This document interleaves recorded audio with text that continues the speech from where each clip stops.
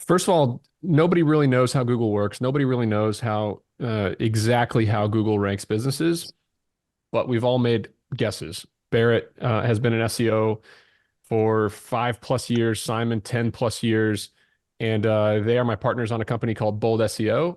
Bold SEO works with all of my companies, and let's see, guys, we're working with 11 of my companies and 74 other companies. Is that right? Yeah.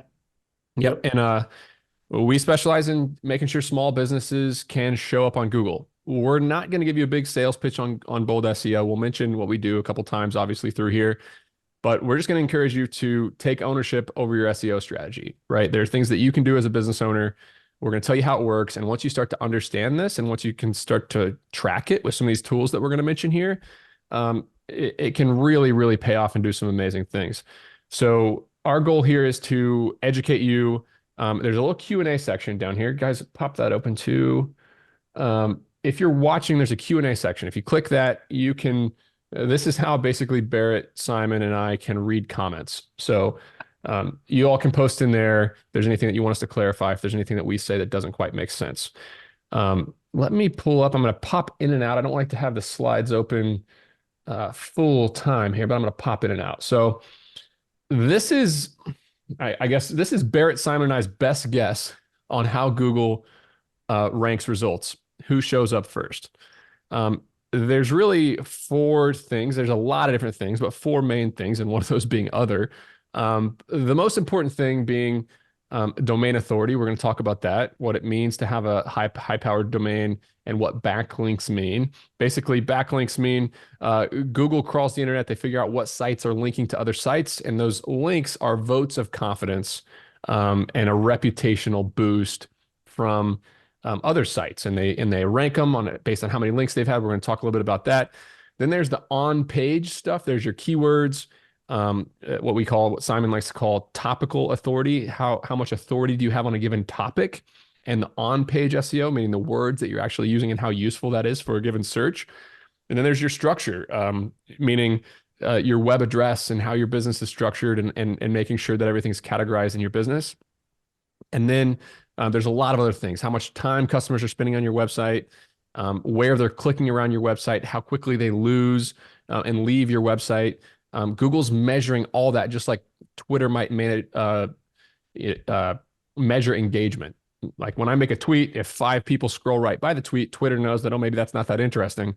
Google does the same thing when it comes to SEO and ranking folks. And then there's site speed, a lot of other things. And then there's Google My Business or Google Business Profile. It was called Google Places for a while, then it was Google My Business. And this is how a lot of customers search and find local small businesses. We're going to talk about the importance of reviews, photos, responses, a complete profile, updates, and the correct links and citations. We're going to talk about how to optimize all this stuff. Our goal is to say, hey, look, you can hire an agency to do X, Y, and Z, or we're going to try to give you some tactical, gritty takeaways on some of these areas so that you can do them yourself. Am I missing anything, guys? No, I think that's a great start. Let's do it. So, Barrett, you want to talk a little bit about backlinks and kind of the correlation here between the number of backlinks a site has and the domain authority and basically traffic and what we're finding as far as the correlation goes. Yeah, so I think it's important from the jump to backlinks is kind of the generally accepted term, but really what is important is referring domains, which is really just another way of saying unique, a unique backlink. So having 10,000 backlinks from Facebook is no more valuable than having one, maybe, so you want 1,000 unique referring domains. That's going to give you a stronger profile. Link and this profile. means, to clarify, like a domain that has a link on their website and that links to a specific spot on your website. Yep. Yeah, exactly. And so this graph was created by Ahrefs, which I think is really powerful, and it shows the number of referring domains a page has versus the traffic. And so you can see the correlation. And this is, I think they did this on, down the bottom says on 1 billion web pages. So, law of large numbers, we know that 1 billion pages, we're going to pick up some really accurate data. And so you can see how important it is to generating traffic. So the more authority a page has, the more likely it is to rank higher. The higher you rank, the higher percentage of the traffic on that search you get. So it's really important to make sure you're building links to not only your homepage, but also to valuable pages in your website that will convert into customers. I love it. And how can folks check this? I guess I'm going to pop right back in here because this is a pretty valuable tool. How to check where you rank and where your competitors rank. And there's a site called ahrefs.com. You can search backlink checker. You can type in that link above. Actually, I'm gonna get brave here and I'm gonna pull up my browser and I'm actually gonna show people what this does and how it works. Let me see if I can do that. And this is a good example of kind of how to look at this stuff and how to think about it. So my company is boltstorage.com. If I type it in this backlink checker and hit check backlinks, this kind of shows me a domain rating. And this is not necessarily Google's domain rating. This changes, but it kind of shows me how many backlinks I have and how many websites are linking to my site. So you can see that nickhuber.com links to it, obviously. Bolt Investment links to it, but also Crunchbase. I got this article about me. The domain rating of Crunchbase is 90. That's a super high value link that increases my domain authority and makes me more likely to rank. Now, if you look at some of my competitors, publicstorage.com is the biggest public storage company in America. They are 72, right? So they're much higher and they have way more backlinks, 8.1. But generally speaking, Simon, Barrett, what would you consider like a good domain rating for a local company? I'll tackle this one, Barrett. For like a very small regional town, less than 50,000 people type of size, anything from 10 to 20 domain rating is going to get you ranking on the first page. That's obviously not very competitive. As soon as you start getting up into bigger cities and bigger metros, for example, general contractor in a place like Austin or Chicago, you want to get your domain rating up to kind of 40 to 50 to be competitive there. And then that's in the small business space. And if you kind of in a more tech focused like SaaS business, that's a lot more competitive and you're competing on a nationwide basis, not on a local service area. Love it. What makes a good backlink? I'm going to hop right back into the slide here. Let's see. What makes a good backlink? Barrett, you want to talk through a little bit about what makes a good one? Like if I'm going to ask my friend to refer to my domain, or if I'm going to try to get a guest post, or if I'm going to sponsor a Little League team, what makes a good backlink? Yep, for sure. So there's a lot of different factors, but these few that we have here are really the first checks and a really strong signal that a link is worth it. So number one, is it niche relevant or local relevant? So for example, if you're a local business, then maybe a link from a local newspaper would be really valuable because it's close to where you operate. Niche relevant, if you're a SaaS business in the fintech space, then getting links from a financial blog or a tech focused blog would be very helpful. Those are relevant. You want to make sure that those sites that are giving you backlinks actually have real traffic that are going to those sites. Mm-hmm. And they're not just link farms and these things that used to work maybe 5 or 10 years ago and just are not really effective anymore, or may work really quickly and then not work.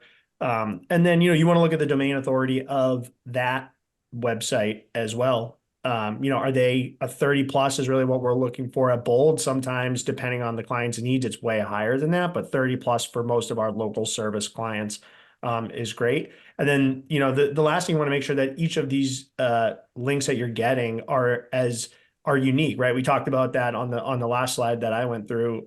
More unique domains referring to your website is going to get you more traffic, more clicks, more customers. So, those are really the high level things that you should be looking for to say, hey, is this link worth it? Here's a really good example of kind of a nitty gritty way that you can build a backlink for your company. This is one of our clients, a lawn care company. We were doing research on their competitors. And when you punch the competitors into Ahrefs, you can see links that they got. And they do lawn care in Bloomington, Indiana. Turns out this little one down here, Bloomington Youth Basketball, they paid $100 to sponsor a youth basketball tournament and got a link on the local that city.gov domain. And that's super valuable. It linked to their business, and that's a really good way to get a great backlink. So sometimes you can sponsor a Little League team. You can donate to a charity is another really good one. I think I might have that one here. But yeah, there's just a lot of great ways to fuel and look around and get nitty gritty and do outreach basically to get backlinks. And that's what services do, like Bold SEO. We're going to reach out to a bunch of websites to try to get guest posts, to try to write articles, to try to get links for our clients on those sites. Another you can do great a lot of one it yourself. Yeah, another great one is any .edu domain. So if there's a local college or a local prep school or something, and you can get a link from them by donating or sponsoring a team or buying jerseys for the team or something, those are really powerful because it's you can't just go out and get a .edu domain. So if you can get links from them, it's a really strong signal from Google. Yep. I'm just going to jump in there. There's two questions here which I think provide good context for anyone who's actually unsure. It's kind of like an industry term, the term backlink. And so quite a lot of people might not actually understand what we're talking about when we talk about a backlink. And so just answering your question, Anita, first, a backlink is basically, if I own a website, boldseo.com, and I say boldstorage.com is one of our clients, and I link Bolt Storage, I link from my website, boldseo.com to boldstorage.com, that's referred to as a backlink. So it's literally a little blue piece of text where you click it and you get transferred to the other website. It's a link to that website. And that's viewed as a vote of confidence in the eyes of Google to give, if somebody's linking to this website, it must be worth going to. Exactly. And then when we talk about, Stephanie, when we talk about DR and DA, those are basically the same term. They're just different proxies for online reputation, basically. Good. There's a few other good ones here too. Is a .org backlink similar to a .edu? The answer to that would be no, because we could start a .org domain right now. Very hard to do that with .edu or .gov. With that said, there's plenty of .org domains that are fantastic websites, and we'd love to get a backlink from them. But yeah, just because it's not .com doesn't automatically signal high value. You can pay a company like Bold SEO or any link building company. We're not necessarily just promoting Bold SEO, but Bold SEO has a lot of clients. These are examples of paid links where you have a destinedpropertyexpert.com. You have, this is linking to a local self-storage property to help us get, traffic to an actual page. And that has a domain authority of 40. And there's a link on there about self-storage solutions for small business in the panhandle of Florida. It's a very local, niche specific, link. Another one, 53 domain authority, heckhome.com, 10 tips for maximizing your storage unit space. Our team wrote that article. Our team outreached to this site, and our team got the client put on this site, basically. We're going to talk about, let's see here. This is just an example of the article that was written. You can see kind of what an example article might look like. And there's the link right there to Bolt Self-Storage. Here's another example of the rest of the article, some other pictures. Let's shift from backlinks now to kind of talk about local SEO, Google Business Profile, directories, and citations. Barrett, you want to talk us through this picture right here, which shows kind of the map pack results and how Google thinks about a local business location? Yeah, for sure. So, Google does a lot of things that, can be irritating for small business, but one of the great things that Google has done is they created the map pack in local search. And what it does is it really helps small businesses who optimize their Google business profile, put in the locations they service, allow customers in their area who would conceivably hire them to find them right at the top of the search results. And so, Detroit Roofing Services is a great example. So that's the name of a company in Detroit. Their reviews are only, 3.6. You can see T&M Roofing underneath is 4.5. So, reviews are really important here. So the more reviews you can get, personally, I'd probably go with T&M based on the reviews I'm seeing here. But you can see how valuable this is to a local service business to be positioned here. You type in roofer in Detroit and you're one of 3 options, and it shows you where you are relevant to your customer who's looking for you. And in local service, proximity is really important. We want to work with companies in our community who our neighbors have used, who are trusted, who have real reviews. So it's very important. And there's a lot of money in ranking well in the map pack. Yeah, I I think can speak to that from my Detroit own. Roofing Service is getting a Yeah, they're ton of printing free money. traffic from Google. Yeah, they're printing money, and so and then I think that the second piece of it too, which is a little bit psychological, but we're all trained to trust Google as a filter to remove bad services. Obviously, it's not perfect, but you're probably not going to go search page 2 and 3 to find a roofer in Detroit, right? We're going to call Detroit Roofing, or we're going to call T&M because or maybe the Detroit Roofing Company, right? But Google we are trusting Google to bring us the 2 to 3 good options that then we can do our research from there, so we don't have to research 100 companies. Super valuable, tons of money for any local service business tied up right here. So there's kind of a combination of things, and this is where it gets quite confusing for people, but this page is super important because to get Detroit Roofing Services did a couple things correct to get on the top and become #1 in Google, right? They got 42 reviews. They probably got some photos of work that was done with geo tags that those photos were actually taken nearby Detroit Roofing Service. They have their site structured correctly with that address. You can see the address on here. It's actually not fully shown, but there's a full address, phone number, and name. And those things, that's called the NAP, name, address, and phone number. If those match the page on your website and you have a specific landing page on your website for that type, and those all link up, then Google's like, okay, we're getting even better. How close they are to the searcher, if they're pretty close, then we're getting even better. If they're open, if they're not closed for business, we're getting even better. And, obviously the Google business profile, so many small businesses don't even have it fully complete, meaning they don't have all their information in there. They haven't written it. And Google will literally walk you through optimizing and finalizing and getting your Google business profile perfect, right? And that's a really good way to do it. And then there's let's talk about citations and NAP a bit, Simon. You want to just fill us in on what that means?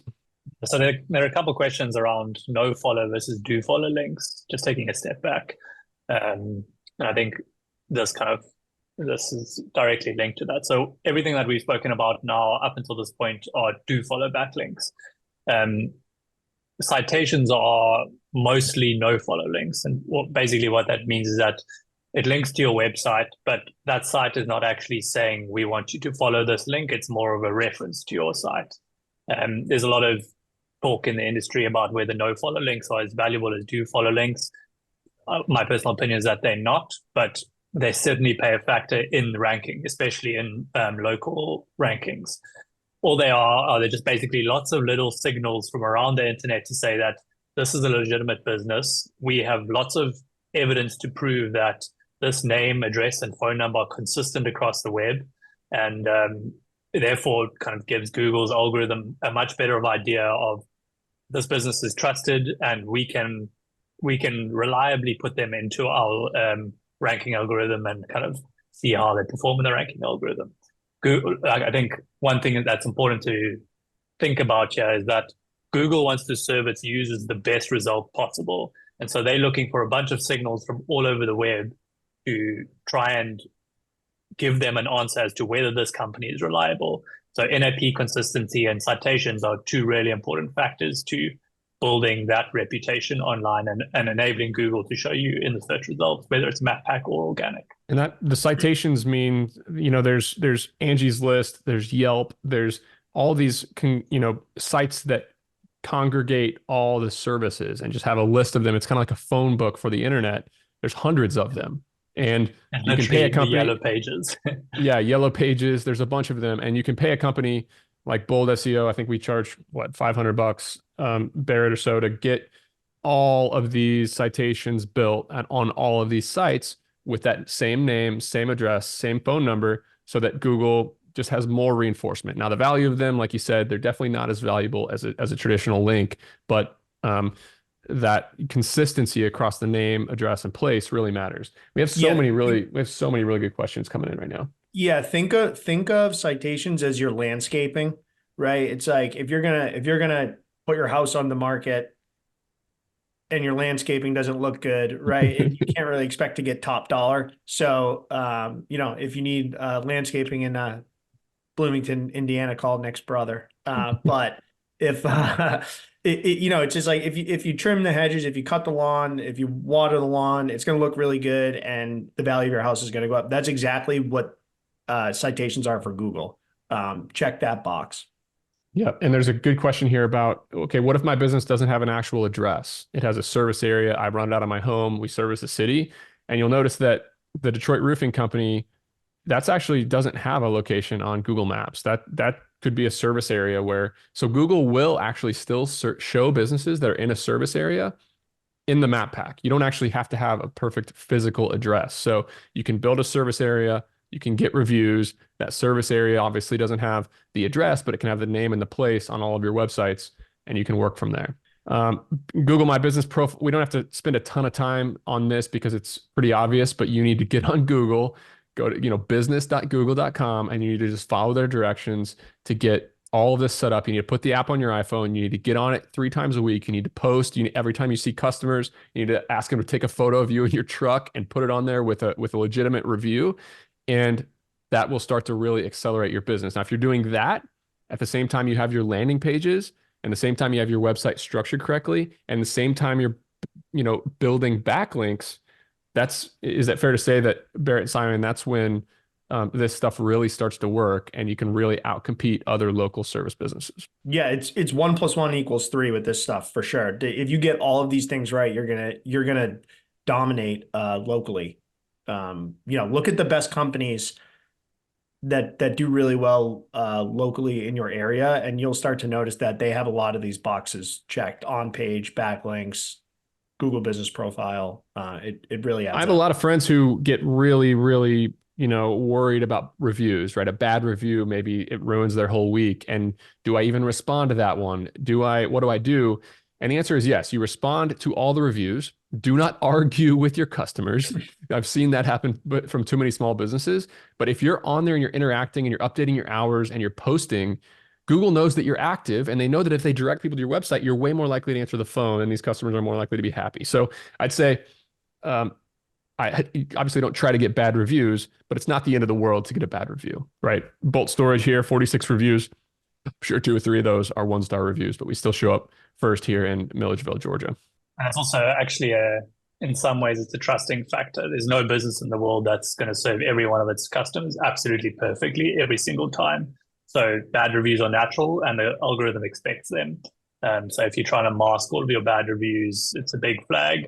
And Google are really clamping down on the map pack and Google business listings. So like in anything that you're trying to do there, don't try and trick the system on your Google business listing. It's really hard to challenge their ruling, and if they ban your account, it becomes super difficult to get it back, and then you lose all your reviews. So best to just remain on the right side of the law there. And this is an example of a website that Simon had a hand in, designing correctly. Dan Kelly asked, "What's a good website structure?" Simon, you want to walk us through kind of what makes a good website structure? Let's actually go to the actual, location web page here. Yeah. So for a business with defined locations and defined services, those are kind of 2 really important landing pages to have on your site. So you want to have a landing page for every single one of your services that you offer, and you want to have a landing page for every single one of your locations that you operate in. Internally linking between all of those things is important, and from a user experience perspective, making sure that anyone can access any page in your site within 3 clicks is also really important. If you do those things properly, and then there's a bunch of like extra stuff you can do, but those are really the foundations of a really well set up site. And if you want to go, this is a good example. We have self-storage, Milledgeville, Georgia in the title. We have this link right here, which actually links to the Google business location. So this link right on the front of the site links to the Google business location. We have the phone number, and then we have obviously the name of the place up here, and then the customer can find right away the units and how much they cost. So each of the storage locations, they all have a Google business location. You can click them, you can go to the actual rental page, and you can find all that stuff, and it's all structured and all organized. That's an example of most small businesses. I think Simon is a really good example. Is they don't actually have a landing page. They They don't have this page. They just have a home page with their services. They don't actually have a page if they're maybe a landscaping company that offers, landscaping, but they also offer weed control. They also offer fall cleanup. They don't have a page for each of those offerings so that Google can actually know that, hey, if somebody's looking for fall cleanup in Bloomington, Indiana, they need to go to this exact page. Yeah, exactly. And just on that, while you had that open, we talked about NAP consistency. It's important to maintain NAP consistency across your citations, but also on your pages. You need to make sure that the address, phone number, operating hours that you list on those location pages matches what's on Google Business. Everything that kind of contributes to that, those votes of confidence. Yeah, and here's an example of that happening. We're matching the name to what our actual service is, but this is actually an example of keyword stuffing, right, Simon, which we don't want to do. Yeah, I was talking about kind of guys trying to trick the system. This is a good example where they've tried to basically optimize their Google business name for the keywords that people are searching. So obviously there's a very high search volume for San Diego maid services because that's what people are looking for. And they've tried to basically make their listing directly match those keywords. But then if you actually go and visit their website that they link to, their business name is Emerald House Cleaning. So this is an example of if one of your competitors stumbled across this and flagged it, you would be in hot water and you'd have a very difficult time reversing that. Nolan Notice asked the perfect 5-star reviews too for 71 reviews. So it looks like Emerald House Cleaning is making their own rules. They'll probably get smacked by Google if they haven't already. Yeah, Nolan asked a good question. What if I have 2 offices in one town, 2 locations? And we would say 2 landing pages, 2 sets of citations, correct, guys? Yeah. 2 listings on Google. They have different ways. That's a good thing. Mm-hmm. Yeah, it's a really good thing. Okay, these are examples of citations. We talked about all the different, sites that gather and group different service providers and that you want to be listed in. Here's a good example, and you can go one by one. You can screenshot this page. You can go one by one and do all of these yourselves and add your business to these, or you can use a service like Bold SEO to set up all these citations for you. Yeah, Chamber of Commerce name, and we're talking here name, address, phone. Like this is the NAP that's on all of these individual directory listings. This is the citations, right? You guys feel free to grab any comments or questions that you see in the comments.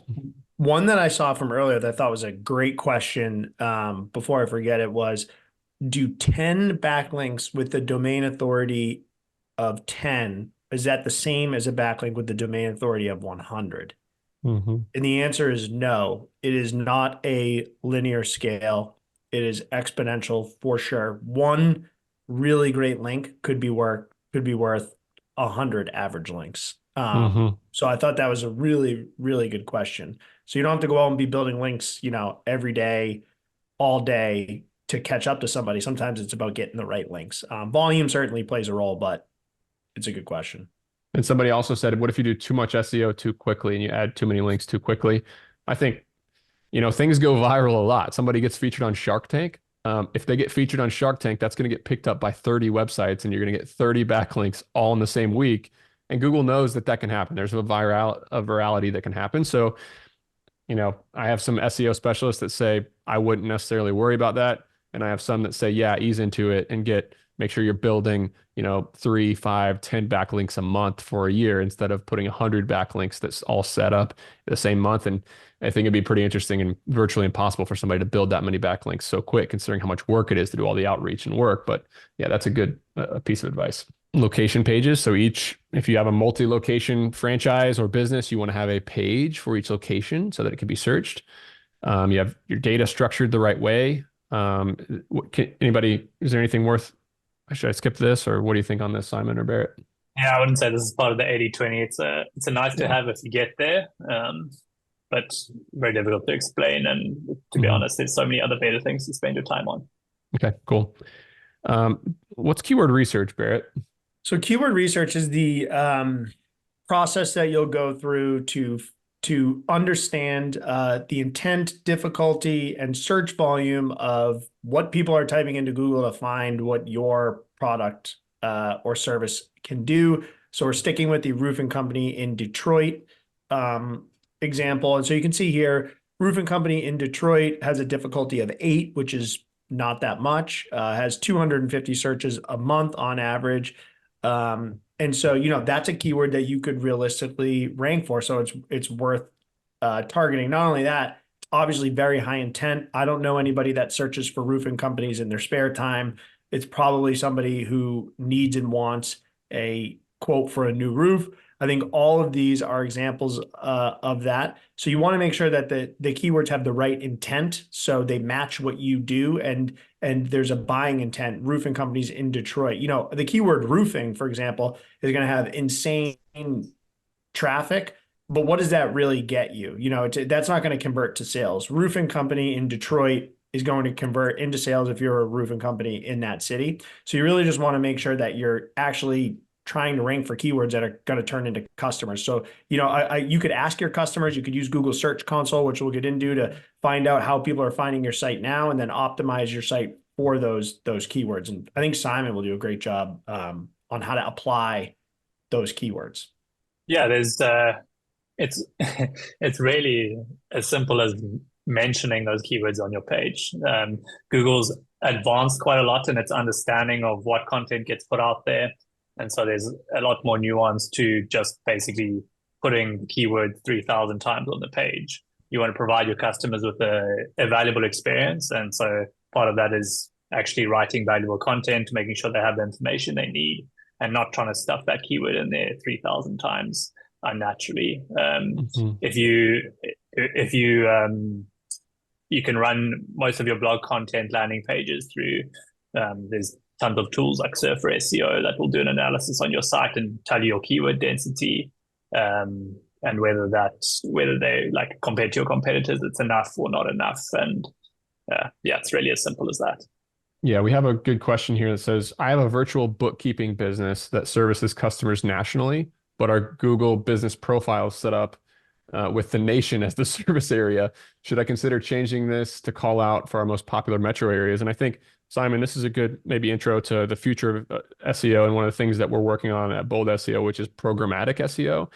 And at this point, a Google business profile is not realistic in a city where you're not located. Trying to fool Google and put a location somewhere where you're not is kind of a fool's errand, right? But you can build a landing page for different cities. Like Barrett, for example, runs a moving company and warehouse storage business in Boston. He built a landing page for every metro and suburb and neighborhood in Boston, so that he has a very topical, it's very on topic, it's very high authority in a certain search niche, and there's a landing page for all the different towns. Barrett, you want to introduce us briefly to programmatic SEO? And I guess Mark might be a good candidate for something like that from us, actually. Yeah, for sure. So programmatic SEO is basically a very fancy way of saying that we're going to use a data set to create pages at scale for your website. And then what we're going to do within that data set is include the keywords that describe your service plus the location. And then factoring in what Simon said, we're going to make sure that those are funneled to the right place on those pages: the headers, the titles, the meta descriptions, the image alt text, all that sort of stuff. And so what we do is we can spin up pages using a series of no-code tools. And so we can do this in WordPress or Webflow. And so we could make we can make a bookkeeper in Seattle, bookkeeper in Boston, bookkeeper in New York. And we could do that for every single town and city in the United States without having to individually go in and manage that. And then better yet, you can make updates across those pages, which is a strong SEO signal to go back and update your old pages at scale as well. So we could manage a nationwide page campaign to target those local cities and those local keywords that have much less competition and higher intent through this strategy. We've been quietly doing it in the background, and we're getting some really nice results. And the cool thing about programmatic SEO is it works really fast compared to a lot of other just traditional SEO. And it's not like in week one, you're going to get a million leads, but you can really start to see your impressions and clicks move quickly. So it's very exciting intersection of SEO, no code, and the future of some of this stuff, even with some AI sprinkled on top. So we're very bullish on it. We're going to be rolling out that offer in a bigger way. Definitely going to do it slowly. So, probably have more demand than slots available for that to get started. And there's going to be, look, you don't have to use bold SEO, but if you wanted to, you could email Reagan, REAGAN at boldseo.com and set up a call with him, and he'll be able to tell you more about that. But Frederick has a question for you, Barrett. Isn't it bad for SEO to have identical, similar, redundant text on multiple sub pages? Is that a risk? Yeah, it definitely can be a risk. And so what you want to do is make sure that you have enough dynamic elements on those pages. And so, okay, what does that mean? It means those elements that are going to be changed based on the location, that we're changing enough of those where the pages are not overly redundant. And then one of the things that I think that programmatic SEO is being enabled by AI is we can put in a prompt and have it pull local text for that. So for example, something we could say is if we were doing it for this, a roofing company and they wanted a roofing company in Detroit, we could pull in some local text about neighborhoods in Detroit, but we could scale that out across all those pages. So that's going to help differentiate that text in addition to differentiating those SEO components on page as well. Good answer, Barrett. So Simon, folks want to know about this cost per click on the keyword page, and I saw that you offered to answer that question live, and I think it's a really good one because, yeah, as you see here, roofing company in Detroit, the cost per click if you're paying for Google AdWords at the top is $18, right? So that's a pretty high value click. How do we think about that? So this is where the power of SEO comes in. Like this is often the click over where people realize the power of SEO when it's done properly. So basically, if you rank for that keyword, 250 searches per month, you're in one of the top 3 positions. You're going to get about 60% of that traffic. So let's say you get 180 visits per month. The equivalent cost of that traffic is, well, let's say 200 for some easy maths because I don't like doing public maths. But basically 200 times 18 would be the cost that you would have to pay on Google Ads for that equivalent amount of traffic. So you can kind of get a sense for about a little bit of upfront. $4,000 a month of spend. Yeah. Yeah. Thanks. I wasn't brave enough to spit that one out. If you just make an investment upfront, that traffic is going to keep rolling for as long as you maintain that page and maintain that ranking. And that's the kind of return on investment that you can get from SEO. That's only one keyword. You're going to rank for hundreds of other keywords. And yeah, that's the power of it. Here's an example, and we can't share the company name because it's a client of ours, but I'm looking at it on my other screen right here. The monthly value of their traffic, according to Ahrefs, is $88,500 per month. In the last 30 days, the value of that has increased $12,100. So they basically would have to pay $12,100 increase in their budget in the last month, and they would have to pay $88,500 per month to generate the traffic with paid ads that they're generating organically. So you can see the value of that, what that does for your customer acquisition cost. We have a company that I'm a partner in, actually a pest control company. We have 3 locations. We're doing link building at Bold SEO. Simon and the team rebuilt the website. Actually, WebRun, I think, maybe rebuilt the website.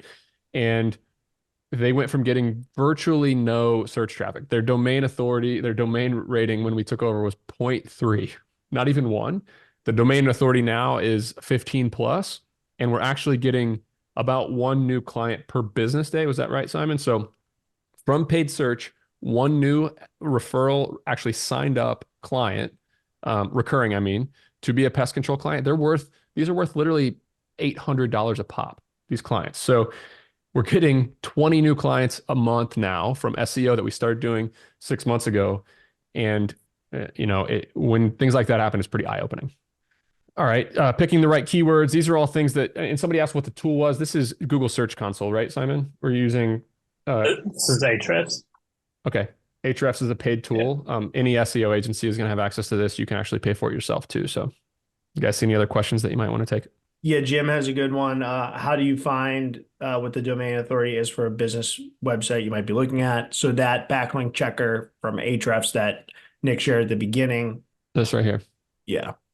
So So if you just Ahrefs.com. if you type in free backlink checker, I think this is the first thing that pops up on Google. This is where you type in. I mean, I'm in here all the time for my companies, right? I'm in here, I'm searching, and I'm keeping tabs on what my domain authority is.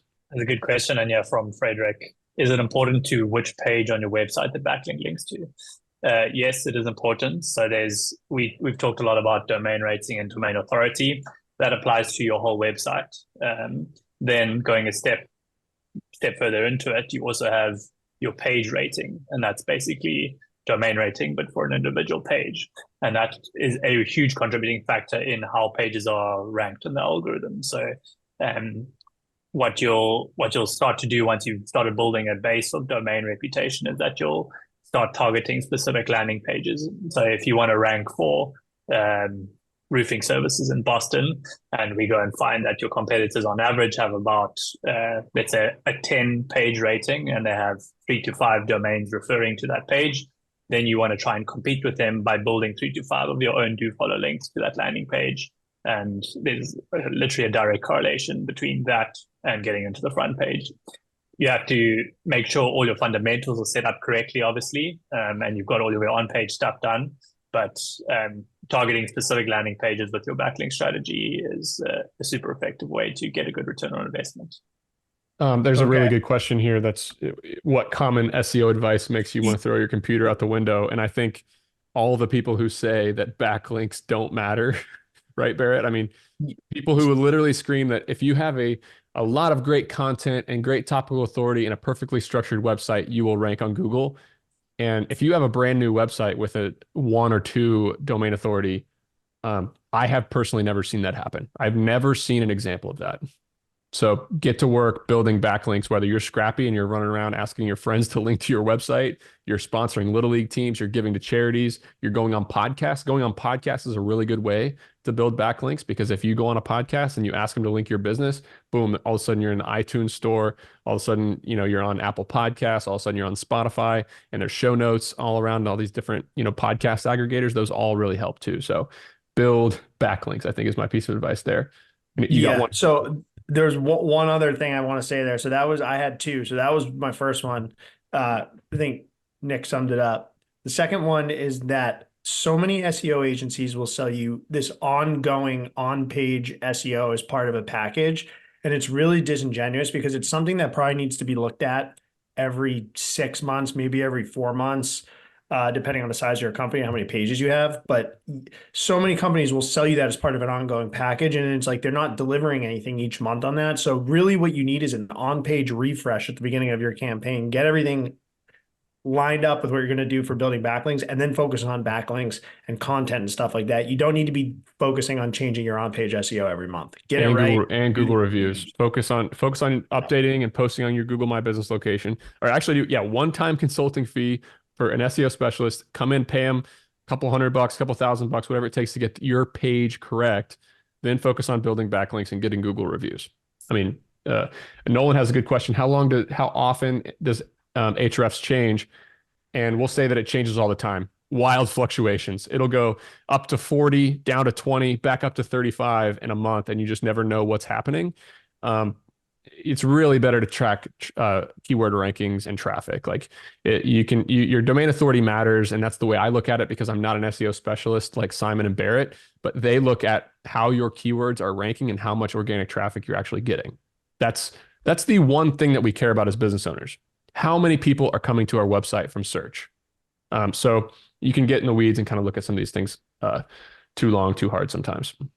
Now, this is an on-page SEO checklist. You can screenshot this. We're not going to go too much in the weeds, but if you get an on-page specialist on Fiverr, Upwork, you use bold SEO, whatever you decide, make sure they're structuring things the right way on your site. And this is a good on-page SEO checklist if you're going to do some of this work yourself. We're going even more in the weeds. This is how kind of we're structuring our actual keywords, where they are on the site, and how they're highlighted. Another example with these internal links. Anything, stop me here if you guys want me to stop on any of these pages. This is the homepage structure. So Your homepage is going to have a menu and allow you and direct customers around your website. And you want to have a SEO friendly website structure. Basically, your page load speeds are going to be fast, and all this is going to be indexed by Google, which you need to upload your sitemap. And your SEO specialist, whoever does your SEO work, is going to upload your sitemap to the Google Search Console. Is that right, guys? That's where you upload it to? Mm-hmm. I think an important point here is that I've seen this too many times. You need to own your Google Search Console account. So if you don't have it set up now, straight after this webinar, go to Google Search Console, add your domain in there, get it verified. You'll need to add in a few DNS text records, but you need to, as a business owner, own your Google Search Console. No agency should control the access to this. You should have it, and you should share access to any agencies that you work with. In here, this is where you manage your Google search results, experience, everything, the way your website interacts with Google. That's the home of where it all happens. And that's where you need to add your sitemaps. That's where you can get the most accurate stats for how your pages are performing, what keywords you're ranking for, how your position fluctuates in the search results. It gives you flags for when there are issues with indexing your pages, when there are performance issues on your pages. This is the home of all of your SEO based work. Get it set up. I think there's a common trend in our industry, and it's the same thing with real estate tax. I did a webinar with Mitchell Baldridge a couple of days ago on real estate tax. Too many business owners totally outsource this. They stay totally ignorant on it, and they don't learn anything about it. And those are the people that get ripped off and just don't actually hire an SEO agency that can perform. I would urge everybody to take a little bit of ownership. You're watching this webinar, which is a great start, but learn enough about SEO just so that you can ask the right questions when you're hiring an SEO specialist, okay? Watch this video, note down all the things that we talked about, talk to your SEO agency about whether or not they're going to do them. And like Simon just said, get in Google Search Console and learn it. Period. Like, just learn to poke around Google Search Console. You'll see how you're doing. You'll see where the problems are, and Google wants to help you succeed. So that's one really big takeaway as well. But okay, so we have 187 people here. We got about 5 or 10 minutes left. We want some feedback. So sometimes it's just me, Simon, and Barrett sitting here talking in a room. If you have a gold nugget, meaning you found something of value that you can take away from this, I want you to go to the Q&A and I want you to type it in.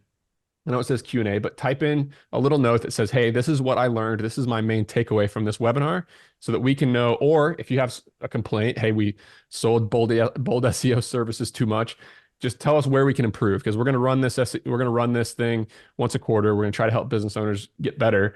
Go ahead and go in the Q&A and type some feedback for us, and we're going to look over here and read them. And we're also going to have some time to answer a couple more questions. But Barrett, you want to talk through any topics you want us to cover next time? Add those in, and we'll add it to our next webinar. Mm-hmm. Yep. So this is a review. And Mahdi says, I realize I don't know anything about SEO, and there's so much to learn, is what he just said. I think, look, if we did the 80-20, and Barrett, I want you to go first. What is the 80-20 of, like, okay, somebody comes in, they know nothing. What do we need to make sure that we do to just get a leg up on our competitor in our town who also knows nothing, right? Sometimes it's not that competitive. It's not as intimidating as we're making it sound. You do a couple of these things right and really start to win. But Barrett, give us the rundown of just what's the 80-20 here. Yep. So number one, for local, get the Google business profile set up, follow the steps like you said, start getting your techs or your employees or whoever to start getting reviews, share an update there. The next is build out have a website separate of that, get the right keywords in the right spot, and then build backlinks. And I think if you don't do anything else other than those things, you're going to do well. And then I would say that maybe one thing you could add on to that in the future is potentially blog content. But for most local services, that's the 80-20 of it. Yeah. So get your website structured correctly with landing pages for each service that you offer and location. Get your Google business location, your Google business profile updated, add reviews, be hanging out in there just like it's a social media website, and then build backlinks. Sponsor Little League teams. You can engage. Somebody asked, what does it generally cost to engage bold SEO to build some links for you? And look, Reagan, Hoyt, Barrett, Simon, These guys are specialists. They would love to hop on a call with you generally and help you in any way that they possibly can. Engaging us is around what our lowest package is 3 links a month. We recommend doing that for at least 6 months. It's about $2,000 or what does it cost, Barrett? A little under? Yeah, 1750. We always recommend to give it 4 to 6 months to really work. With that said, we don't lock anybody into a contract. We want you to feel like 10 links a month is about $4,000 or $400 a link. And look, you do this stuff for 4, 6, 12 months and some really amazing things start to happen. And you can find some people to do the website work for you and optimize your website for way cheaper on Fiverr and some of these other places, or you can use a company called WebRun they're a sister company of ours, and also Bold SEO does on-page site for any of our clients that actually sign up for link building. So Wes had another gem here. Wes is the attendee of the day so far. We put together a checklist of what you should ask your SEO agency so you can avoid getting scammed, which I think would be an awesome slide for us to throw in this next time. So that's a really if you're going to charge me a monthly recurring fee, are you going to build backlinks for me? What's the domain authority of those backlinks? And how are you going to get them? And show me the links, baby. That's question number one. Transparency. For sure. Like if I'm gonna pay you $3,000 to $5,000, I want you to get all my on-site stuff done. I want you to get my citations right. I want you to help me optimize my Google business location. If you're gonna charge me an ongoing fee, and guys, we didn't talk much about content. So many SEO agencies are gonna go sell you content. They're gonna write articles for you and write content and content and content. I mean, it's a nice to have, but is it in the 80/20, Barrett, Simon? I mean, is this something that's super critical for local service businesses? No, I think just posting content. I think content will help you a lot, but I think these other things are mandatory. And without doing that, you might just be posting a bunch of content nobody sees. So I think if you do these and then you get some blog content going, I think it's all going to work really well. But in that order. Yep. Good. Simon, any last things to add here? Any questions that you could see yourself wanting to touch on here before we let folks go? One last question. Which is related to what we've been speaking about, like how do you vet the agency that's going to work for you? It's a gripe of mine that there are too many generalist agencies out there that will sell you 10 different services and be mediocre at all of them. They're going to run your Google ads. They're going to build your website. They're going to run your backlinks. They're going to write your content. Yeah, it's a surefire way to get really shit service. Excuse my language. What a great way to vet them is ask them to explain to you what problems your customers face. If they don't have a keen understanding of who your customers are, how they search for you, how they find businesses like yours on Google, and they show you that they've got experience trying to find those customers for you, they're not worth your time. That's basically what it boils down to. I'm going to give some people away with 2 pieces of advice. Barrett, you can have any last words you want to. Number 1, call all of your clients today. Call all your clients today and ask them if there's any way that you can improve your business. Call them 2 weeks from now and ask them for a Google review.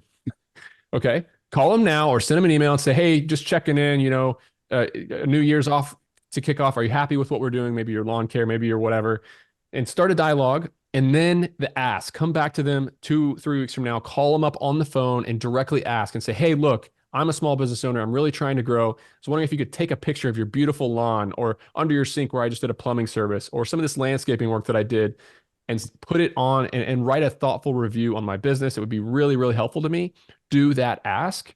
That is a huge takeaway. And then number 2, I want you to look for 5 local organizations, basketball teams, schools, whatever, and see if you can reach out to them and ask for a link on their site. Ask if you can sponsor the team. Hey, I'm going to sponsor the band at the local school. I'm going to give to the local chamber of commerce to have me featured in an article. I'm going to ask a local podcast host to have me on a podcast. Those are great ways to get backlinks.